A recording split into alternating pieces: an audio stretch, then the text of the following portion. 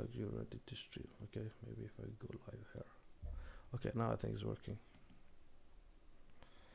If I wait a bit, it should work according to my screen. It's popped up live.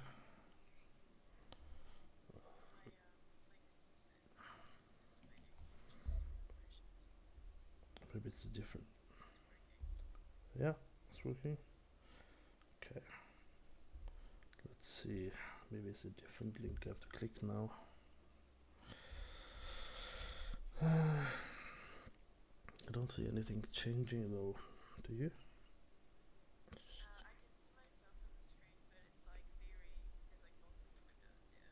Oh, okay. That doesn't help a lot. 2 seconds. Multiple windows. Sorry, guys. Let's see. Media source, scene, video capture, window capture. That looks like a nice window to capture. Okay, that should at least show one window. That should be a little bit better in a few minutes. Okay. Fixing.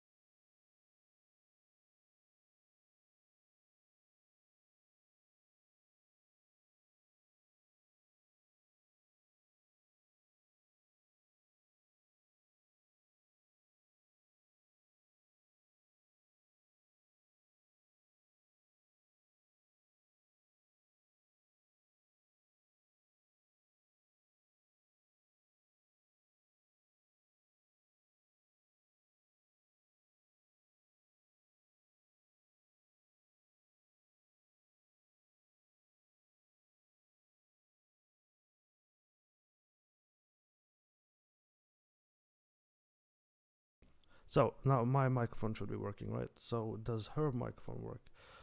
Testing, testing.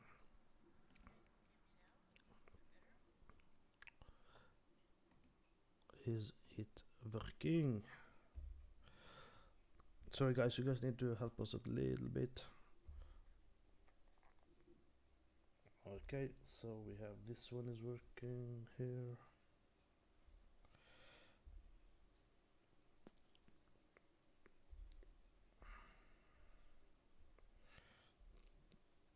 That's fine. Just gonna double check.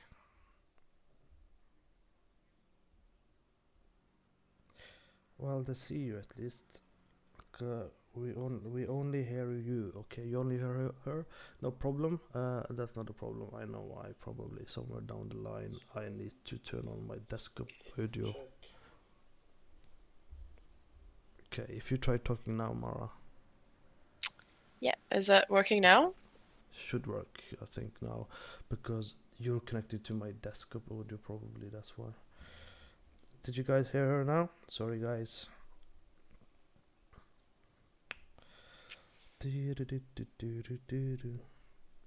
Just keep talking. Just sing. Oh, right. Okay. I'll just keep talking, I guess. See if everything is fine. Yeah. I guess. Working? Awesome. Cool. Yep. All right. Cool. Sorry about that. I was doing something else and then probably I screwed something up. So, but we're good to go now. So sorry about that. All right. Awesome. Cool. So I just make sure you guys get to look at her most of the time, so you don't have to look at me so much. There's a small window of me down at the bottom if you need to look at me as well. So what I want to test though, what I want to see as well, is your screen. It looks like you're not full screen on the stream, does it? Most of the time, so you don't have to look at me so much. There's a small. Okay. So, while I try and to fine tune a little bit, Mara, why don't you introduce yourself a little bit? I guess, of course. So I'm Mara. I'm 22 years old. I'm from New Caledonia, and I've been in the industry for about a year and a half now. I studied in New Zealand a Bachelor of Creative Technologies, and then I went on to work for a company called A44 for about a year, and I am now working for Supermassive Games. Cool. So you have previously obviously gone to school. Not everyone goes to school, but in your case, you did went to the school. Can you tell us a little bit about your time there and pros, cons, challenges, or if you got something out of it? Yeah, so the course that I did was 3 years, so it was quite intense, I would say. It was pretty much like a generic course about a bit of everything. So modeling, concept, animation, rigging, and I guess it was just kind of so people could kind of check out what they liked and what they were interested in the game industry. But there was nothing about lighting, and so there was nothing that was really interesting me during my time at uni, which was a bit worrying because I was often just thinking, should I be doing this? Is this like the right path for me? And during my last year at uni, I found out that you can actually be doing lighting, and that's an actual job in the industry. So I just devoted all my time to just learning about lighting on my own, on top of all the work that we had to do for uni. And I was just like constantly just trying to work in Unreal and trying to do little doodles here and there. Yeah, so it was a bit challenging not really knowing what you were in for the game industry, I'd say. But it worked out pretty well. Cool. Just so viewers know, I'm also trying to fix the stream window. You can see I'm playing with it live actually. Um, so, um, if you have any questions, feel free to leave some questions for her to answer later. We'll do a QA round because there's a limit on how many things I can think of alone. So, let me just look at our kind of predefined topics. I only have one screen, guys, so I have to use different screens here. So we have briefly talked a little bit about just time at the university, but Yeah. so when you're a student, you're trying to learn things, and you're trying to, I guess, catch up on all the technology. How do you feel when it comes to the level of technology you have to learn? Is that a lot? Because I remember when I used to study, we didn't have Substance Painter, we didn't have a Substance Designer, we had like 3D Studio Max and a couple of Yeah. tools. So how is it for you? Yeah, it was quite difficult because I've never done anything digital before. Like it was my first time opening Photoshop, the first time that we got to uni, and I was like, what is going on? First time trying 3ds Max and Maya and Unreal, and everything was it was quite hard to get used to everything. But this is what uni is for, right? They teach you and they're here to help you understand how everything works. So after the first year, when you kind of have all the basics down, it was actually fine, but the workload is quite intense because there's a lot of different subjects that you have to learn a lot of things about. So that was quite a lot of work as well. But yeah, technology-wise, it's a bit difficult at first when you have no knowledge at all on any type of software. And afterwards, it gets definitely easier. And the more I use them now, and the easier it gets for me to be able to create something. So yeah, it's just about practice, really. Yeah, definitely. Um, So when you were a student, you were obviously learning, as you said, different tools and different topics and so on. Did you already decide ahead of time that you wanted to be a lighting artist, or did you just stumble upon it as you were a student? Yeah, I just stumbled upon it. Like, I wanted to be an environment artist at first, but I just really didn't like modeling. I just didn't have the patience for it, and it was just a bit.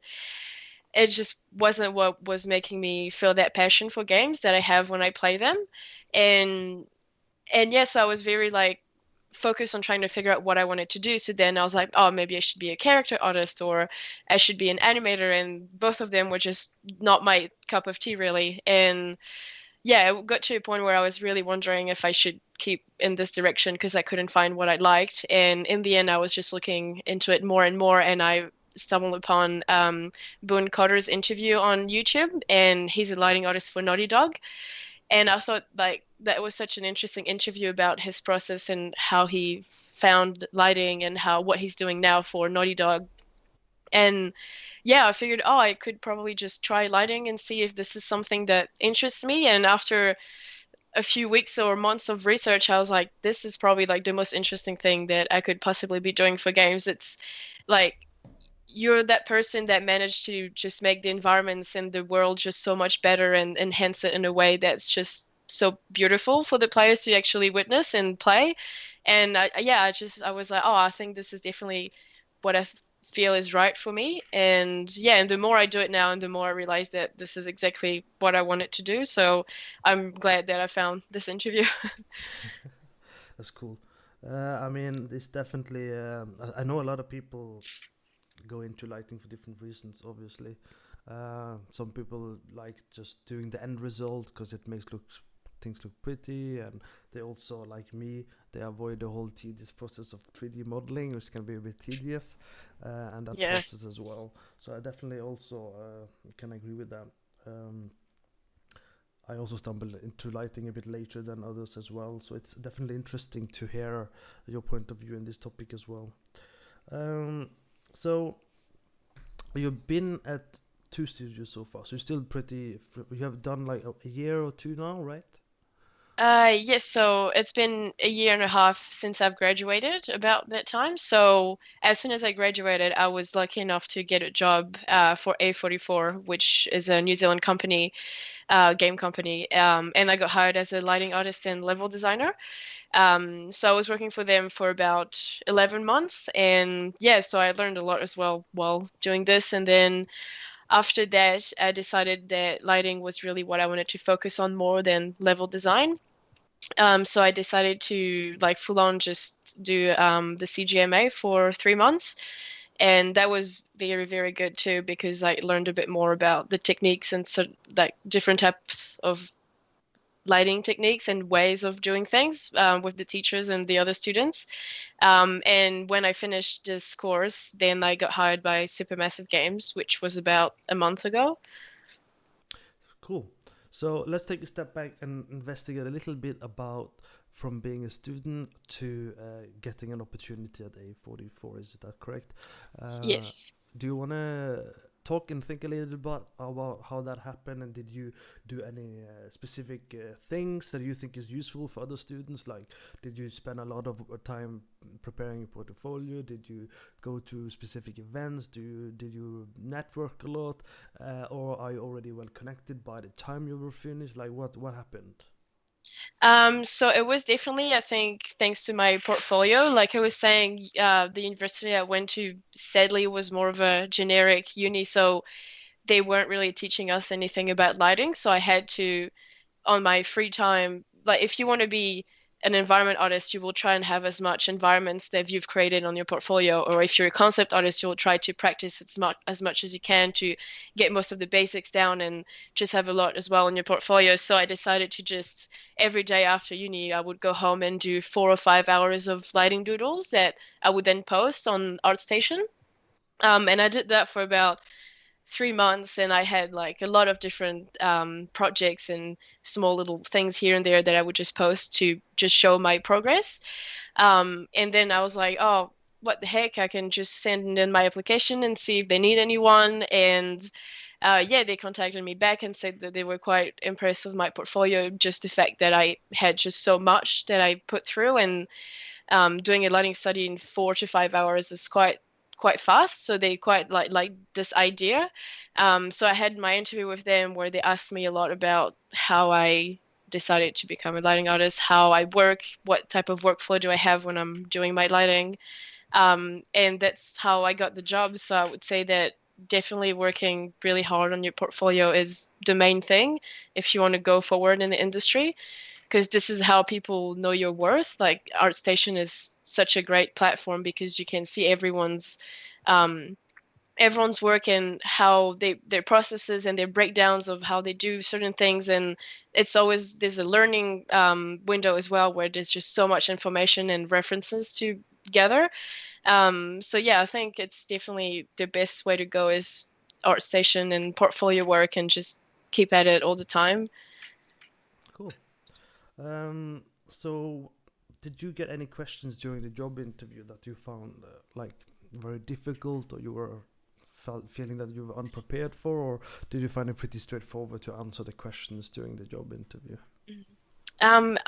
It's usually pretty straightforward, but as a newly graduated student, I didn't have a lot of the technical side of lighting down. Like, I was still learning, and there's a lot of technical things that you learn on the job, right? You'll be working with the team, and they have more experience, and they teach you like certain things that you wouldn't normally know. So they asked me a few technical questions that I had no idea about, but I was just honest, and I was like, oh, well, I've been learning lighting on my own for a little while now, so I'm not too sure about this, but I'm sure that I can learn it very fast, and I can just look into it, and there's so much resources that it shouldn't be a problem to be able to understand these things a bit better. So some of the technical questions they tried to kind of held back because they understood that it wasn't my forte, but then they were asking a lot about the artistic side of things, and just asking me to critique my own work, see where I could have done better, and certain things like this. So it's quite good to be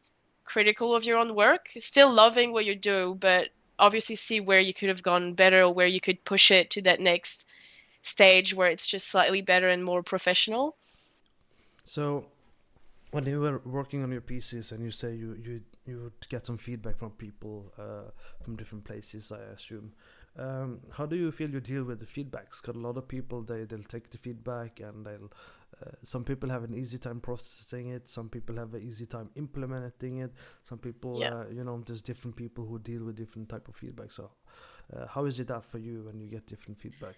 Um, I feel like feedback is, if you're asking for feedback, you should definitely be open to whatever the people are going to say about it.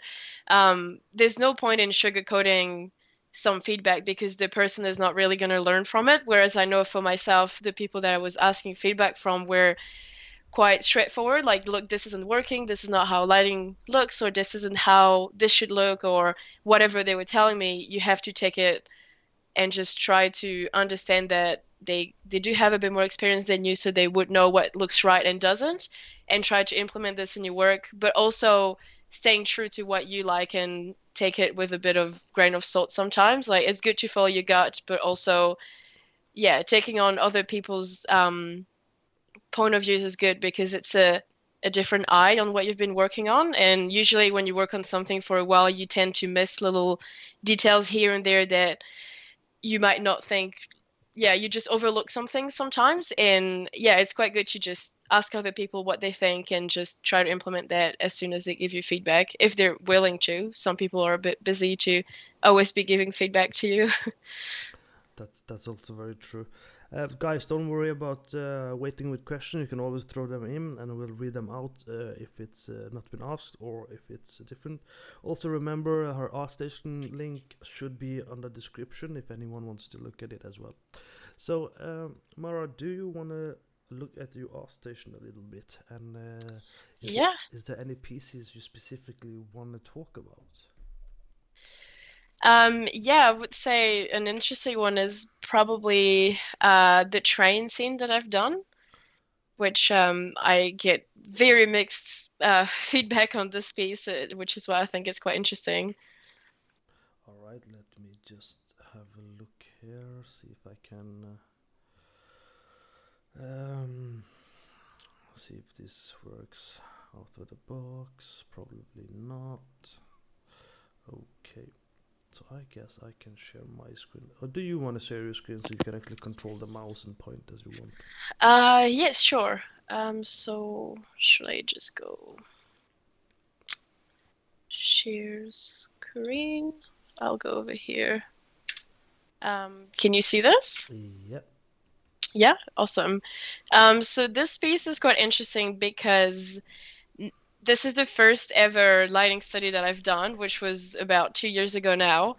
and it just looks all over the place. The lighting doesn't make sense. There's no real source of light for the pink. Where is this coming from? It's very, yeah, it's just a little bit all over the place. But what people keep telling me when I have my interviews, it's that it's just interesting to look at. It's just I had a lot of fun making this, and I think that's the main thing with lighting is that I just like to have fun and try things that are a bit out there, something that's not too realistic or something that's just what everyone does. So I wanted to just get like a very intense color palette and something a little bit different and just try to make it work. So that's what I did for this one, which, yeah, nothing makes sense, but it was still fun to do. And it's quite eye-catchy as well because this isn't like a usual train scene that you would see. So I think this was quite interesting that this is um, the project that got me hired. I'm pretty sure for like both my jobs because they both like had to talk about it for a while about how different it was. But you can still see that there's obviously problems. The shadows are very just not looking right, and there's a lot of things are wrong. But when you're doing a test, when you're doing lighting doodles, it's just nice to have some fun with it and just show what you can do in like a different um, set, I guess, All right. So if did that makes you? sense. Yeah, it makes sense. So what specifically did you do for this piece? What was your approach from start to the end? For example, references. Did you fix materials, or did you just do the lighting? So I did look at some references from neo noir type of lighting and nighttime lighting of Tokyo and stuff like this, but I just wasn't very good at implementing my references into my work back then.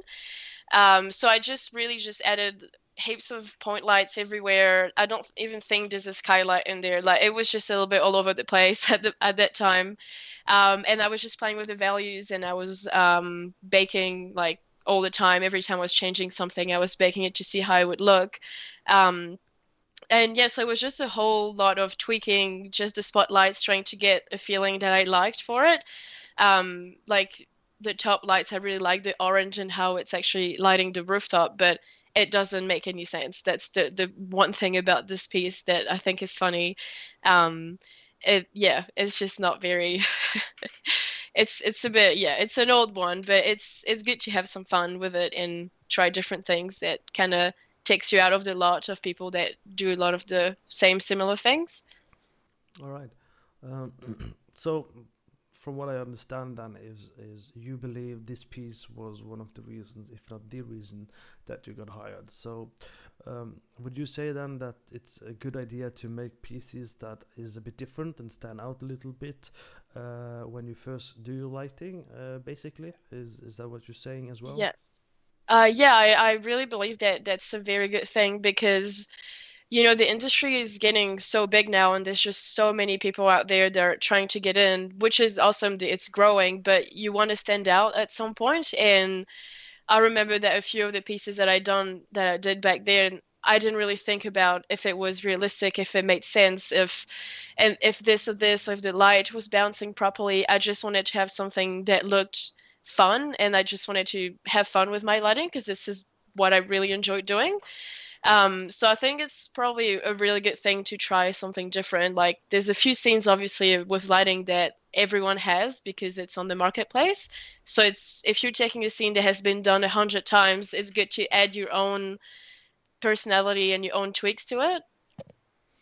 Yeah, definitely. I mean, so you've done a couple of other pieces, and sometimes you do a piece that might inspire other people to pick up the scene and do some lighting too.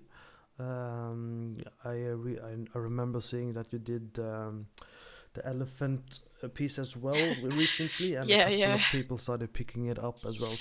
Um, how does that feel when you're able to inspire other lighting artists to kind of push Yeah, themselves? that was like I didn't expect it at all. It was really fun. I remember posting the scene because I actually saw it on the marketplace, and I was like, I don't think I've ever seen anyone do this scene before. It's such a beautiful scene, and like you can tell the artist put a lot of work into it. And I wanted to do something a little bit Tomb Raider style, Uncharted. So I worked on it for a couple of evenings, and when I posted it to ArtStation, it like straight away got I like very positive feedback.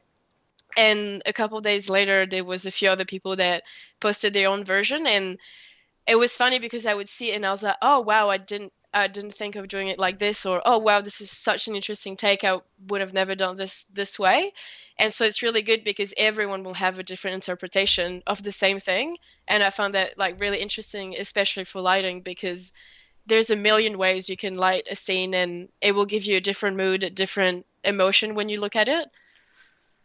Yeah, that is definitely true. Which brings me to the next question, which we haven't gone too much into, is what is your current process when you approach lighting? Different people go, they pick the key light. Some people put in the skylight. This Yeah. doesn't seem to be a fixed way of doing something. But what is your way? So I would usually start with like an idea of like, for example, the temple one that I've done. I would just start with an idea in my head and I would start gathering references that I think would look good as like a lighting scenario. And once I have enough references that I feel like good, I would just like go into the engine and put in just the skylight and try to tweak the skylight and just bake the skylight to see how it works on the environment. Once I have my skylight down, if it works for the scene, I try to bring in an HDRI, see how everything looks, maybe a sky dome. And once I have that set and that I feel like this is exactly going in the right direction, I bring in a directional light and I start tweaking to get interesting shadow work or get like something a little bit interesting in the background or just like really long shadows, something a bit dramatic. And I just tweak that for a little while. And once I have all of this looking great, then I add in some fill lights and spotlights here and there to bring certain spots in the environment that I feel are too dark. And after that, it's just, yeah, tweaking for a little while, usually a few days, and then some post-process and engine just to, yeah, get the midtones looking right and the contrast and stuff.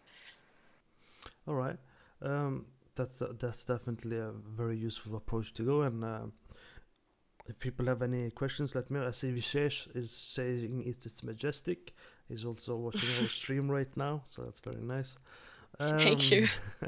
so there's one thing we skipped a little bit. So you mentioned a little bit your first job. You worked there for a year at A44, right?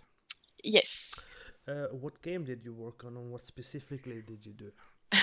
I can't really say what I worked on yet. I'm under NDA, so Oh, all sorry right. about that. Okay, cool. Um, but what I was doing is so mainly lighting for the worlds, and on top of that, because with lighting, it's a, I guess, complicated pipeline because you usually get in once the environments are finished or once everyone has an idea of what they want. So in the meantime, while I wasn't doing lighting, I was helping the level designer to just help set dress or everything just to make sure that they have an extra hand because it was a lot of work to do, which was really interesting because it helped me just develop a new skill that I didn't learn either at uni. And working with the senior designer was really fun. Just getting, yeah, a lot of knowledge on how to like play a path and combat systems and stuff like that was really fun. And it's always good to have different things up your sleeve, especially when you work in a smaller studio. You won't always do the same thing. You always have to help a little bit around and chip at different things to help the project. So that was like really good. And then when it got to the lighting, that was a lot of fun too. Everything was fully dynamic. So yeah, I was having a lot of fun with that. That's good. So then you went to CGMA, and I believe you had a lighting course or something. Isn't that correct? Yes, so it's the Art of Lighting for Games with Omar Gatika and yeah, from CGMA, and that was about I think 12 weeks. How was that for you? Did you feel you picked up some new skills, or did you feel that it made you more comfortable after working a little bit with lighting at the studio? What happened with you? Um, yeah, it was really good because you're working with a lot of other students. I think there was about 14 of us doing the course. And so every week you have a different scene that you have to light, and it's like a homework. And Omar will give you a list of things that you have to do for this week specifically. And on top of that, you also have a lecture that's usually about 2 hours long per week, and he's just showing you his process of how he's doing the lighting for that specific scene. And it was really good to see someone else's way of doing things. Like you were saying, everyone has a different way to work. And that really helped me put down how I work and try to grab some of the things that he does and try to implement it in my workflow and see if it fits with me and stuff like that. And then the whole feedback as well was amazing. It's very good to have feedback every week on what you're working on because it just helps you push it like further and further until it's like extremely polished. So it was a very, very good experience, and I really highly recommend doing this course if you're interested in lighting. Cool. I already did the course, but could Yeah. also recommend other people to do it if they want to pick up some more skills. Um, so you did the school, and then you worked at the studio, then you went to the CGMA, and then you got this current opportunity at Supermassive Games. Yes. What are you working on at Supermassive Games right now? Is that also under NDA? Yes, I'm sorry. There's nothing juicy to share. I can't talk about anything. So at the previous studio and Supermassive Game, are you using Unreal Engine or some in-house engine? Yes, so for both of them, I've been using Unreal. How do you feel about that? I would say that's an advantage when you're at the studio who happens to use a third-party technology that you can also Yeah. access at home. What do you think about that? Yeah, I think it's good because when I was learning lighting, the only engine that I was doing it in was Unreal, and I got really familiar with it. And then learning from the art of lighting as well, that helped a lot because Omar gives you a lot of like um, different, I guess, what's the word? Ways of using Unreal and how to make your lighting the best in Unreal, which was really fun to learn as well. And so now that I'm working, it's just I'm comfortable with the engine. I don't have to lose time learning an in-game engine or something else that I've never worked with before, and I don't know how the lighting will react in this specific engine. That definitely makes sense. A note to you, Visesh. I figured out your self-marketing strategy. You leave comments on other people's art station and you wait for a live stream to come. I see what you're doing. Yeah. So basically, so far for you, how do you feel about your journey? Is it been?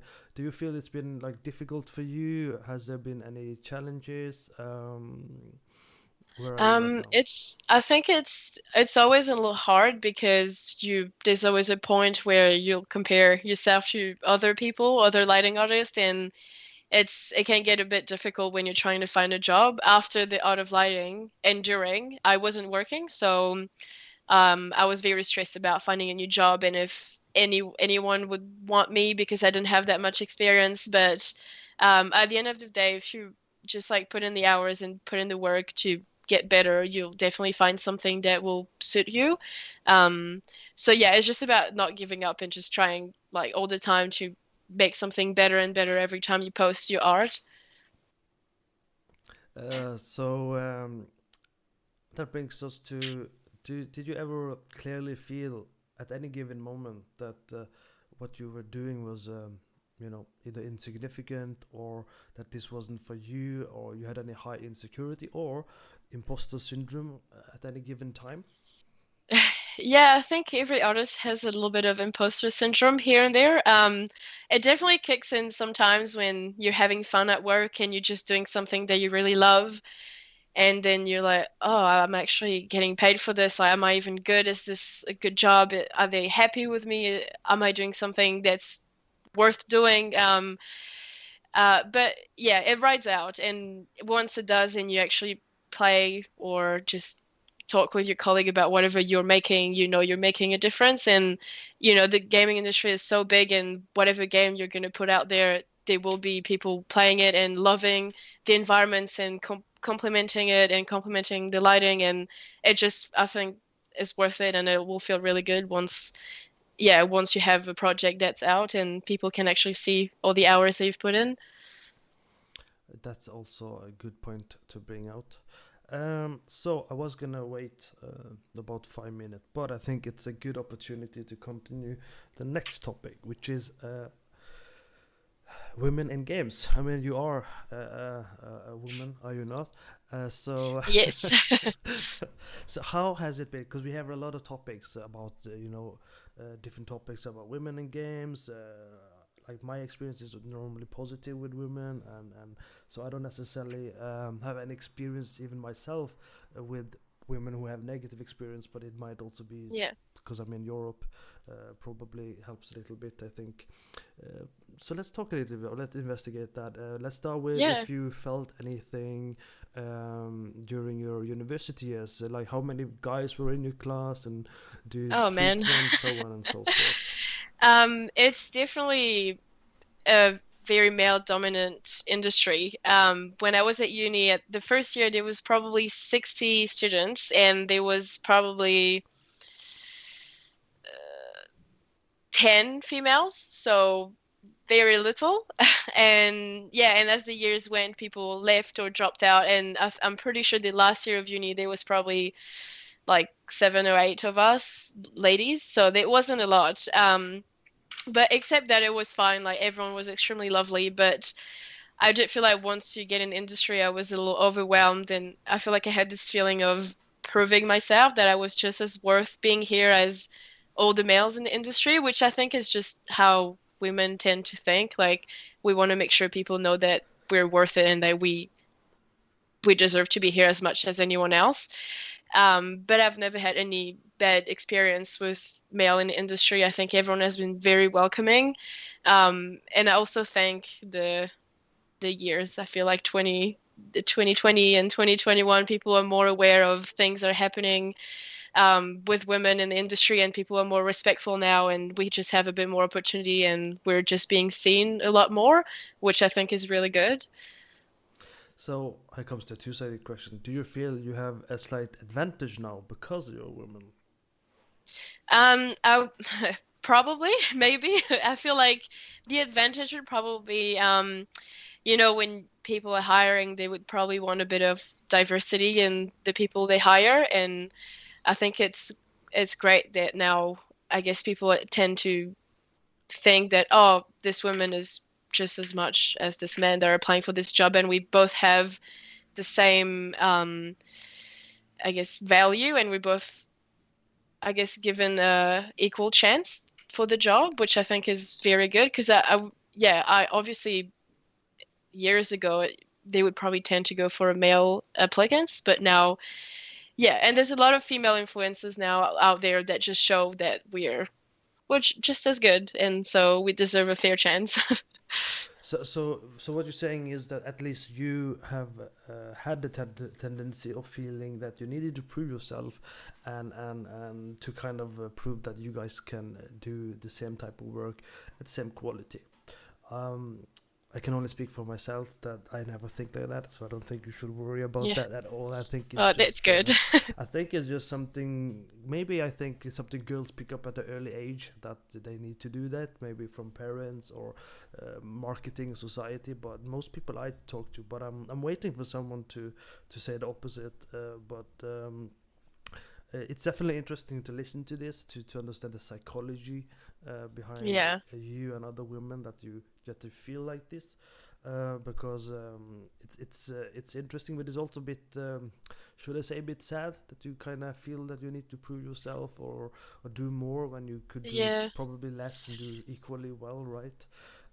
Yeah, exactly. But it's all changing now, so hopefully in the future everyone will have a good chance. But at least it's, coming out more and more on social medias about the right conducts to have towards a certain group of people, and yeah, and women as well. Like I think we have a bigger voice now, and we can actually do more change now that we're more involved. So when I was at uni, finishing uni, which I think was around 2007, I think I finished. So this is a few years back. We had one girl in our class. Yeah. So I don't know if it's more people now, as you say, it's 10 now. So it sounds a bit correct, like one more girl every year in the class, basically. Yeah, that's that's it. Yeah, just a girl every year. So do you think, because because I'm pretty fascinated with this topic, because I read a lot about research about female psychology and just female and men in general and gender roles. What I think I want to ask as well is, do you think the amount of women increasing in games is related to if they actually want to go in games, or if they are being encouraged just to fill a quota or to fill a statistic? Because I used to teach in university, and a lot of times behind the scenes we are talking about encouraging people to come in so we get more money, or we can get Mm. fill a quota, not necessarily because the person is interested in that. Do you have any thought at all? Um, I feel like females are just feeling more comfortable now that they can have a career that they've wanted to do, and it's just more open to them now. Like for myself, every time I tell someone that I'm working in games, it's always, oh my God, like that's so interesting. As a female, I thought you were doing like, like something entirely different than games. Like it's such a men thing to do, but it's really not. Like there's so many girls that play games, so why not just as many game dev? There are girls as well. And I think it's just good because more female are actually following what they want to do and not just not doing it because they're worried that they won't have a voice in this particular field. Um, so yeah, but then again, I'm not like an expert. I'm sure there's a lot of other reasons that ladies join the industry, or not. I'm not sure. But for me, it was mostly because I wanted to do games and I wanted to be a part of something big that was making a video games is such an interesting thing. And I never thought, I don't know if I can do it because it's such a male industry. I was just like, yeah, I don't mind. I'll just do my thing. It's just as good, and I don't care what anyone will say. And hopefully, more girls are like this now, and we can have a lot of game devs are just here because they want to, and not just to feel a status quo. Exactly. I'm sure male nurses also feel the same way, where they have a tendency to get stigmatized because they are male and they want to work in a, I quote with my hands, what's this called? Feminine industry. Mm, So I definitely think it's a good thing that we are open about it. I do think it's sad if women continue to feel this way. Still have a hard time understanding men who view people in general like this. I'm a man of color, so obviously I wouldn't want to be hired because of a quota. yeah, Generally, I would want to be hired because I am. I know I have been hired once because because of you're the good at quota. what you do and Yeah, not because of something else. Yeah, exactly.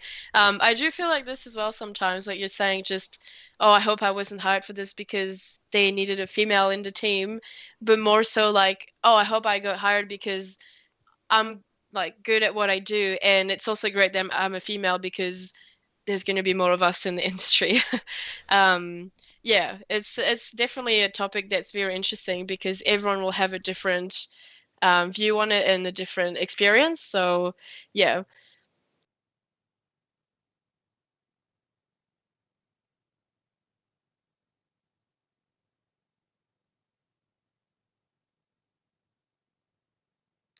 um, pretty sure they're independent. If anyone is listening, sorry guys, I've only been here for a month. I don't know. I'm pretty sure they're independent.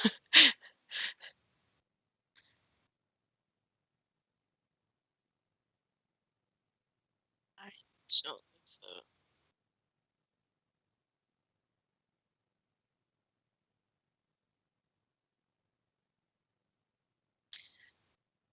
I do a little bit, but there was a time where a lot of bad stuff was coming out about women in games and how they were treated, and it was just so depressing to read, and it was just so like it felt really personal, and I just like kind of stopped reading about it for a while because it just really sucks to see that other females in the industry suffer from abuse and a lot of different things like this, emotional or others, obviously. So I tend to just kind of stay away from it, which is probably a bad thing on my part because I miss on a lot of subjects. But yeah. self. Sorry, apparently I managed to mute myself because I'm so awesome at this. Oh, Hopefully I wasn't muted too long. Um, Well, at least you want to hear me. That's good to know. So I was just asking generally about whatever she was just answering is was my question basically.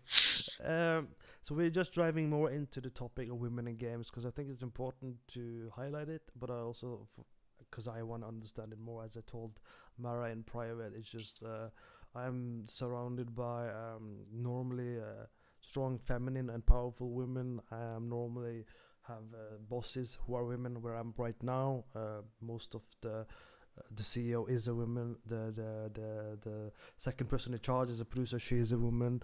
I had female bosses at university, including as well. So for me, it's very interesting to hear people having difficult times and understanding which part of the world having this issue. So assuming you have had or had not had any challenges as a woman in games, do you have any tips to the men out there in terms of approaching and dealing with women in games? I think it's all about just having as much respect for us as you would for your male peers. Like, don't go around, just talking to us differently or mansplaining things to us. We were having the same job. We obviously understand what's going on, and I feel like sometimes they kind of talk us down. I've kind of noticed with some people. Obviously, it depends, right?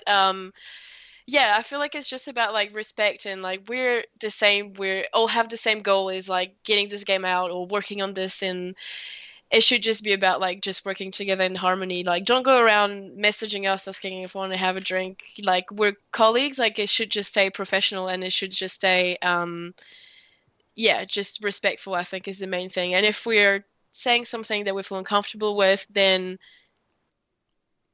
I guess just like I don't know how to say it without being rude, but just take it and understand that this is how we're feeling and don't go around making us feel more uncomfortable about whatever it is that we're trying to stay away from. I've noticed that some people can get a little touchy when you're telling them, oh, I actually feel uncomfortable with this. And then they'll be like, oh, but it wasn't in that way. It doesn't matter that it wasn't in that way. It wasn't comfortable for me. And so you just shouldn't do it. So yeah, just respect, I would say, is like the main thing that every everyone wants, right?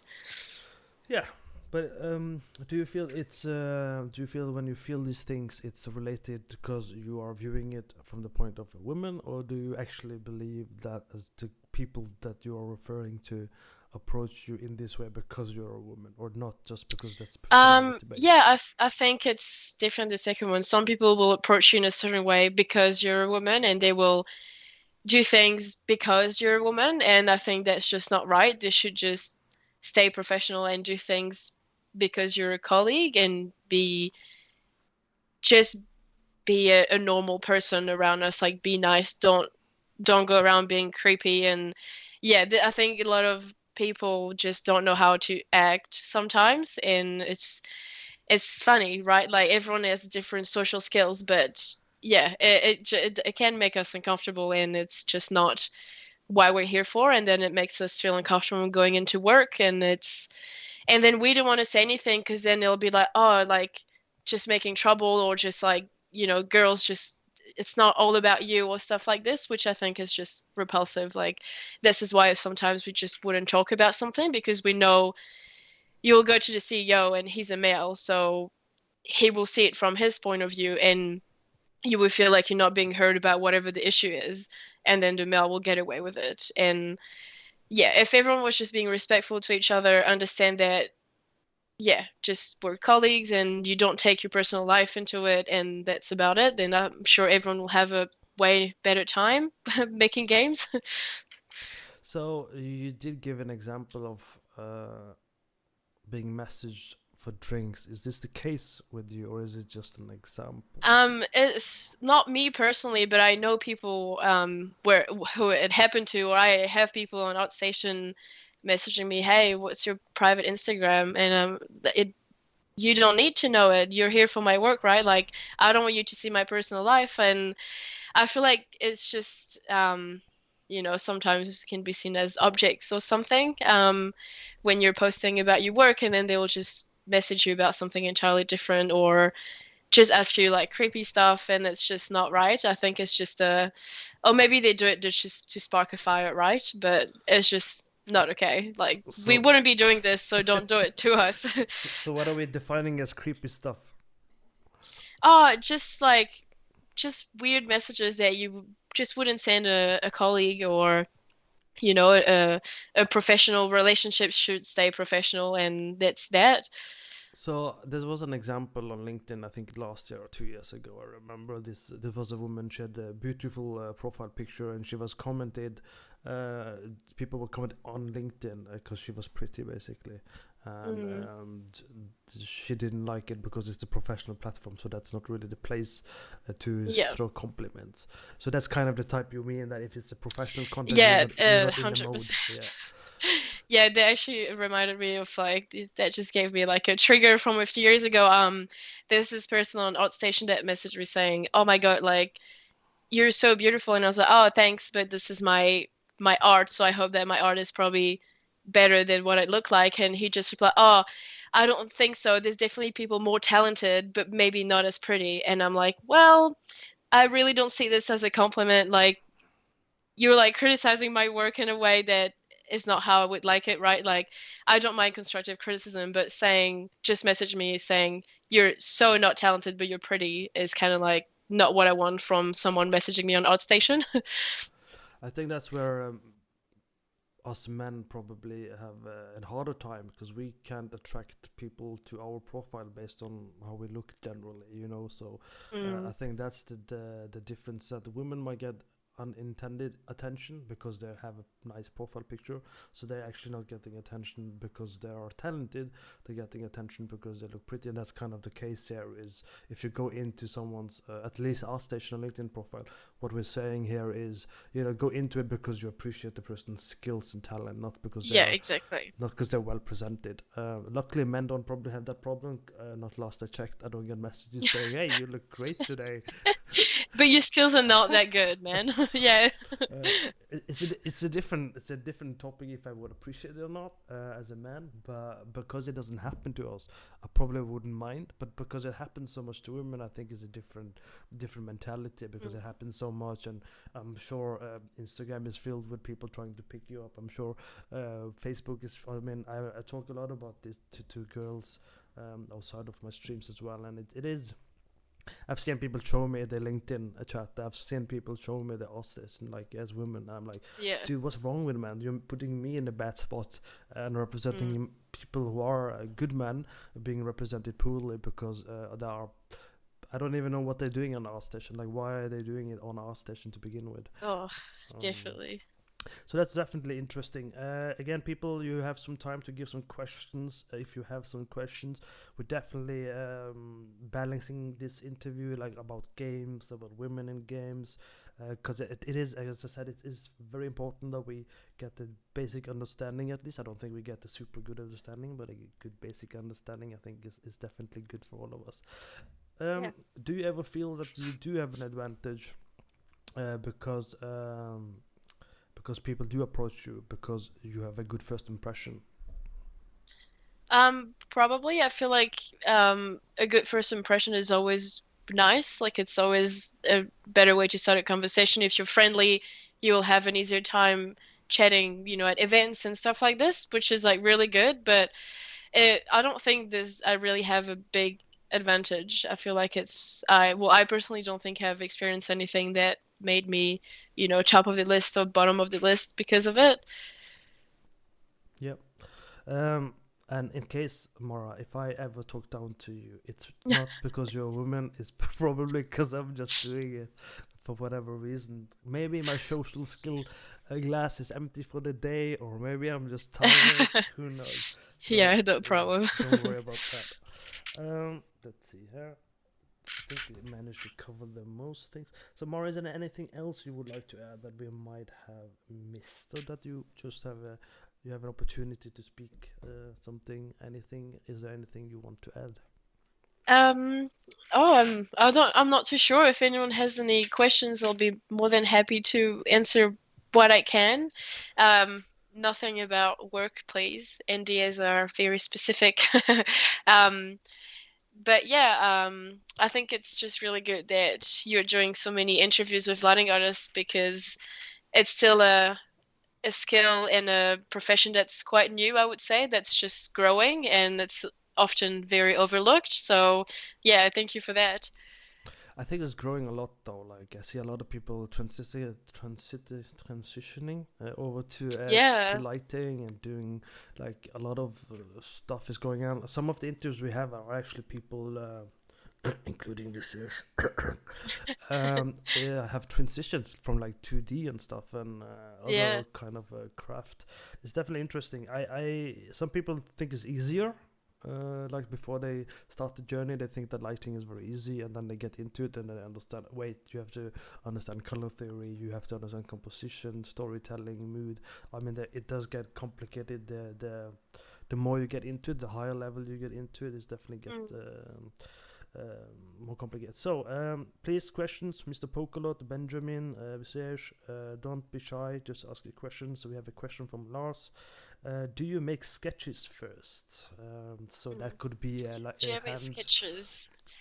I make blockouts in Unreal, so if I have an idea of something I want to do, you can always use, the free packs from Unreal and the cubes and everything, and I maybe try to get the basic shapes of the composition that I want to have for my scene.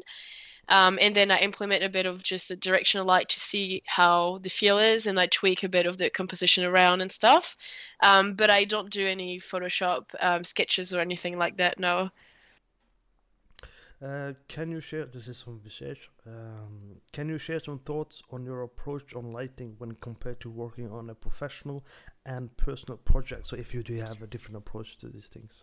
Yeah, I'd say my approach is quite different. When I'm doing a professional work scene, I usually don't work on it by myself. I have my lead or I have my colleague lighting artist that work on it with me a little bit.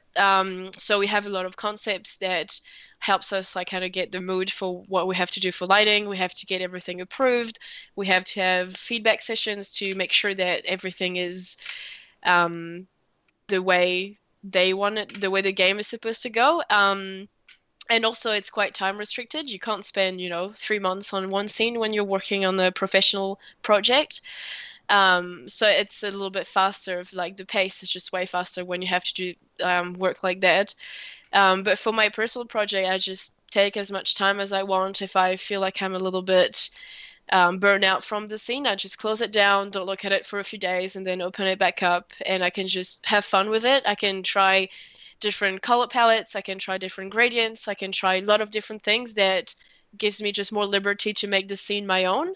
Whereas for work, I just can't do any of that because we have set color palettes, we have a set idea of how this specific scene should look, and you can't you have a little bit of artistic input, but at the end of the day, you have to follow what the concepts were and what the I guess the boss wants, if that makes sense. Yeah, that definitely makes sense. I mean, I totally agree that I remember a couple of other interviews, people talking about that one of the reasons they do personal lighting is because it's their ability or the opportunity to do some creative lighting that suits their style, their taste, and their approach, but also to keep in touch with keeping themselves updated. And so I'll follow up with another question in this regard. Do you do a lot of work to keep up to date technology wise, or do you feel it's a bit daunting? I am reaching a certain age where I'm getting exhausted in trying to keep up with the tech, but where are you? Where are you Yeah. in that stance? Um, I think so far it's been fine. Is like for example, I would very much like to try ray tracing, but I just don't have the money for a card, and it's just not going to happen anytime soon. So I watch a lot of YouTube videos, a lot of articles about people that manage to use this tech, and I just try to take notes and be like, oh, the day I can use it, I will have all this knowledge on paper that I can try to implement. But except that if I try to keep up to date, it's mostly with articles. ArtStation has such a great learning thing, the marketplace and the blogs and everything, and YouTube as well has some amazing game dev that just posts like so much knowledge that they've acquired throughout the years. So yeah, it's always quite easy to follow, but not as easy to just like do it yourself sometimes. So, Lars Stenhoff, you sound Scandinavian, but I might be wrong, is asking, do you light with post-processing on or before the post effects? So I don't like with the post processing on because it alters the lighting quite a lot. So what I would do is put the post process on, just drag it into Unreal, and I just tweak the exposure settings to help me get a feel of the scene and a feel of like the amount of light that I want. And once I'm really happy with my lighting, once I've had feedback on it, once I'm sure this is what I want, then I can start implementing a bit more color grading. Just because if you have it too early and you try to bake your lighting or just tweak it a little bit, you won't have accurate results. So it's just going to be completely altered by the processing that you've been putting in. So I find it personally that it's always better to put it afterwards to push the scene a little bit further, but not lighting with it entirely, if that makes sense. Cool. Well, he can always ask a follow-up question if he didn't. Yes. I noticed you were the word when you feel it's right. Does that mean you're not trying to go for like physically correct? You're trying to use your artistic eye to kind of judge what you're looking for?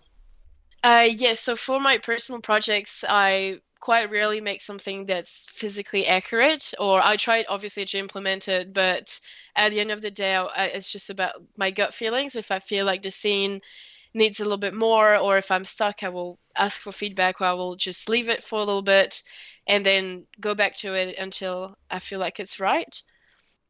All right. Yeah, but it obviously depends. Like sometimes I'll just be stuck on it for a while and nothing feels right, so I'll start all over again. And then, yeah, and then I'll just try a different temperature, I'll try something different, and then I'll be like, maybe I should try this color grading with it and implement it as I go. But yeah, I usually keep it for last once I'm like kind of happy with my scene. But you're never fully happy with your work, it can always be improved. That's true. And how are you on that regard, since you pointed it out anyway? So when you are doing a Um, piece, when do you stop? Like, when do you know? Is it amount of feedback that's positive, or what's the stop yeah, I sign? think it's at the time where I have about 15 screenshots that look just the same after tweaking it for 3 hours. I'm like, okay, I don't know what I'm supposed to do here anymore, or I feel like this is right. Let me ask for maybe some feedback. Someone will probably, notice, oh, at the back, your shadows are a bit off, or, your light isn't really baked properly. And then, oh, I didn't notice that there was something. So then it just gives me a little extra to work on. But once I'm usually I just feel it. I'm just like, okay, I think this is it. This is what I want to convey. This is where I think it ends, and then I'll just post this.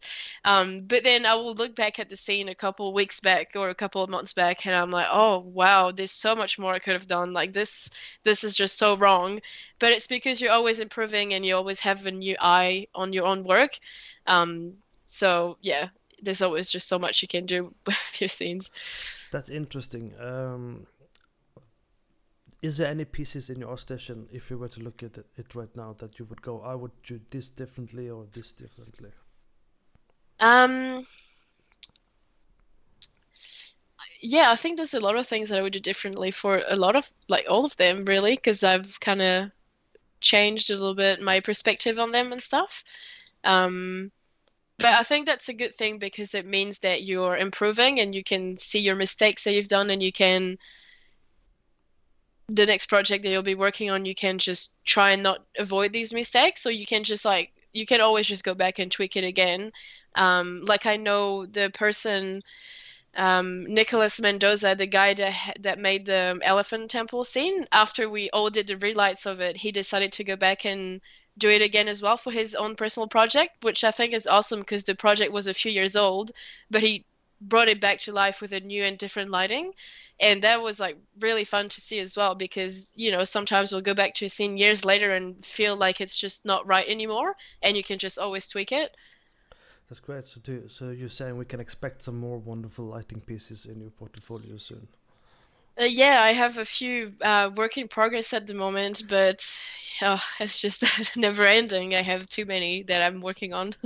So how does that work for you when you have too many? Is it because you're like inspired and you're doing like multiple projects and then you cancel one, or what happens? Oh, it's usually I'll be just like laying on the couch watching TV and I'm like, oh, I have this idea. And then I just run upstairs and do a little block out of like just to get it out of my head into paper, as we can say, and just so I can just try it out and see where this could go. And then sometimes I have half finished work in progress, so I have fully finished one that I'm just leaving there in case I feel like I want to change them later. It's just, yeah, getting the ideas out of my head. Definitely. So I guess we'll take the last question because I think we've made up for our lost time in the beginning. Um, so Visesh has a silly off-topic question. It's not really silly. I think it's still interesting. What would be your profession if you were not a lighting artist? Oh, that's pretty interesting. So before I moved to New Zealand to do my studies for game art, I was doing a tattoo apprenticeship in New Caledonia. So I would probably be doing that. Nice tattoo. Let's see. We can do one more question. Since people are starting to get active with the questions. Do you light each scene? This is from Lars. Do you light each scene for the day and night, or only for what the scene needs in the game? Yes, so I would only light it for what I've been asked to do. It depends on the project, but they won't always be a day and night cycle. Sometimes you will just make a game that needs daylight scenes, or sometimes you'll just make a scene that needs a nighttime moonlight lighting. So I usually just do what they're asking me. I will never just do two different things that haven't been approved beforehand because it'll be a waste of time for me to do it without approval. And it's also, if it's not the direction of the game, then it wouldn't make sense to do it. Cool. So, Mara, how do I pronounce your last name? Oh, Cerreti. Cerreti. So this is Mara Cerreti. So any more questions? You have her LinkedIn and art sessions, so I'm sure she would appreciate professional networking. I think we've gotten Yes. an insight on how you should approach people in general. It should be common sense, really. It doesn't really matter what gender they are. Yeah, Just don't be an ass, basically. exactly. So thank you, Mara, for being part of the interview. I will close the stream and I'll talk a little bit with Mara to get some feedback of the session. But the rest of you guys, Yeah, of course. have a nice day. Share the video for others to watch if they didn't get the chance to join this early or this late. Depends your time zone. I'm pretty sure Yeah. most people in the Europe is probably still sleeping because it's the weekend. So Yeah. all right. So bye to everyone else. As to talk to you Yeah. guys. See you.